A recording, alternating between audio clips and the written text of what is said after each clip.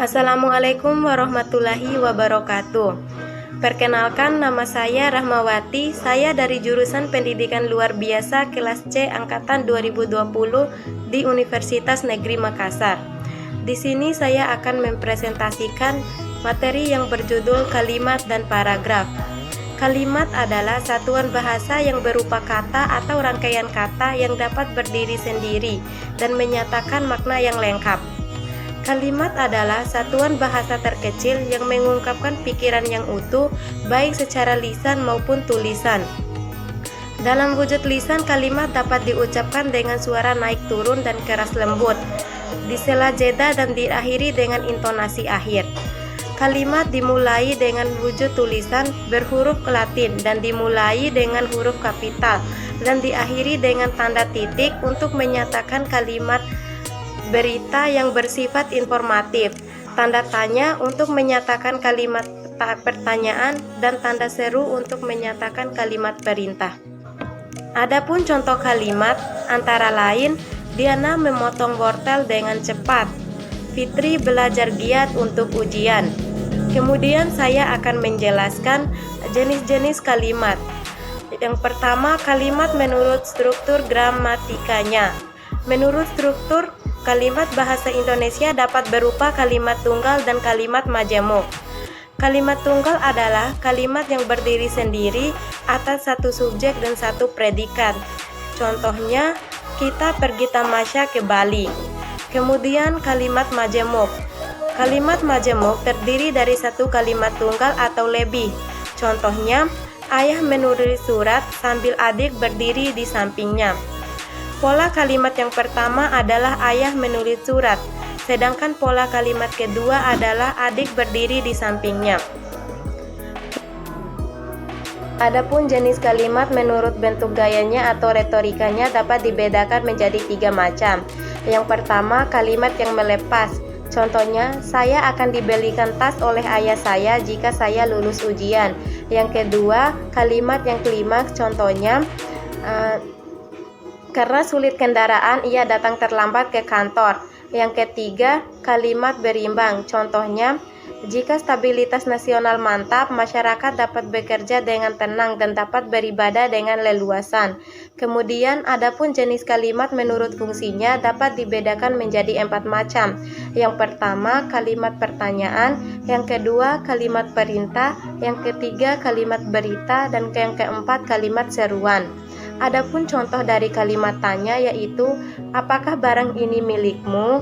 Kemudian adapun contoh dari kalimat berita yaitu, perayaan HUT RI yang ke-72 berlangsung dengan meriah.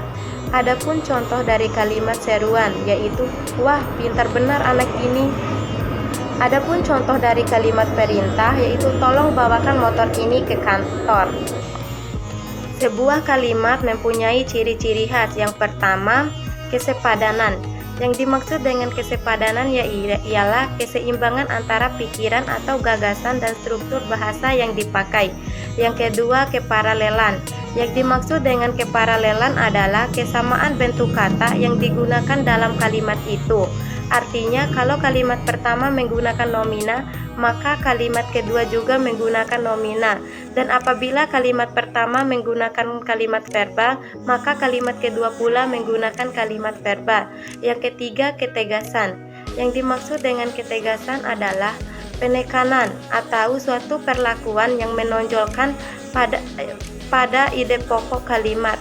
Dalam sebuah kalimat ada ide yang harus ditonjolkan. Yang keempat, kehematan.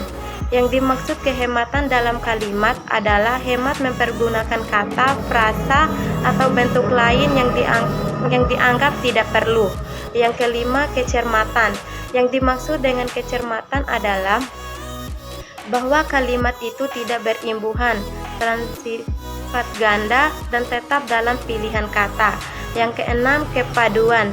Yang dimaksud dengan kepaduan ialah kepaduan pertanyaan dalam bentuk kalimat sehingga informasi yang disampaikan tidak pecah-pecah atau jelas. Kemudian di sini saya akan menjelaskan mengenai paragraf. Paragraf adalah suatu rangkaian kalimat yang memiliki satu gagasan utamanya. Adapun jenis-jenis paragraf yaitu sebagai berikut. Menurut letak gagasan utamanya, paragraf dapat dibedakan menjadi 3 jenis. Yang pertama, paragraf deduktif. Jenis paragraf ini memiliki gagasan atau pikiran utama di bagian awal rangkaian kalimat atau berada di kalimat utama. Yang kedua, paragraf induktif. Paragraf induktif bisa ditemukan pada bagian akhir dari rangkaian kalimat dan lebih sering berada di akhir kalimat. Yang ketiga, paragraf campuran. Paragraf campuran adalah gabungan antara gagasan utama yang berada di awal dan di akhir kalimat. Berdasarkan jenis tujuannya, paragraf dapat dibedakan menjadi 5 jenis. Yang pertama, paragraf narasi. Paragraf narasi bersifat menceritakan suatu hal secara kronologis. Contohnya, pada suatu hari Ana merayakan ulang tahunnya. Kemudian, beberapa hari kemudian ia berangkat ke Bali. Yang kedua, paragraf eksposisi. Paragraf eksposisi menceritakan atau memaparkan fakta-fakta yang ada atau yang sebenarnya. Yang ketiga, paragraf argumentasi. Paragraf argumentasi tidak hanya menyajikan fakta atau isu permasalahan, tapi memberikan pendapat tentang sang penulis. Yang keempat, paragraf persuasif. Biasanya menampilkan pendapat-pendapat dari sang penulis terhadap suatu hal atau berita atau isu tertentu. Yang kelima, paragraf deskripsi. Bertujuan membuat pembaca dapat merasakan atau membayangkan hal yang dideskripsikan secara jelas dan nyata, seolah-olah pembaca dapat melihatnya, merasakannya, dan mendengarkannya. Kemudian, adapun syarat-syarat pembentukan paragraf. Yang pertama, kohesi kesatuan atau menyatakan suatu hal, seperti kalimat utama dan kalimat penjelas.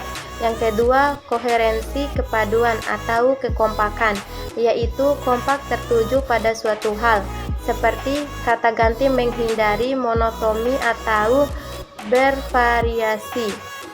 Yang ketiga, menggunakan metode pengembangan atau paragraf tertentu.